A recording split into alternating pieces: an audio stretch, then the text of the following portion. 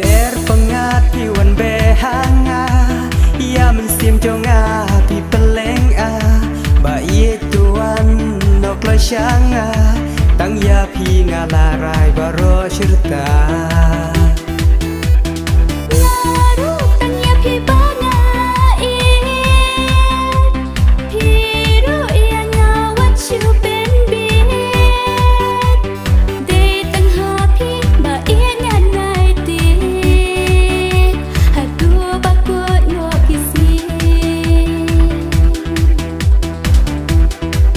วันชงา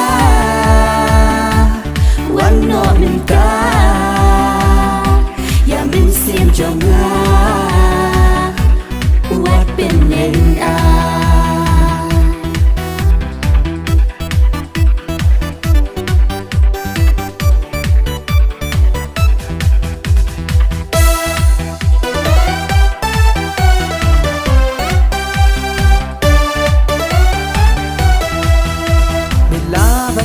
พี่วันเปล่าหางา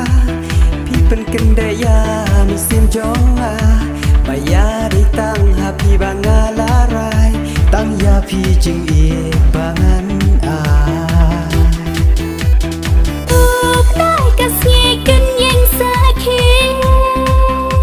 มันเป็นเป้าอย่าจึงอย่าจงอาบัดพี่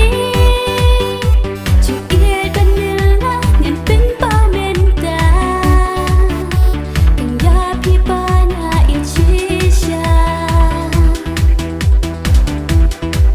วันชงา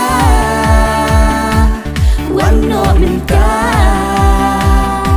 อย่ามินเสียมจงา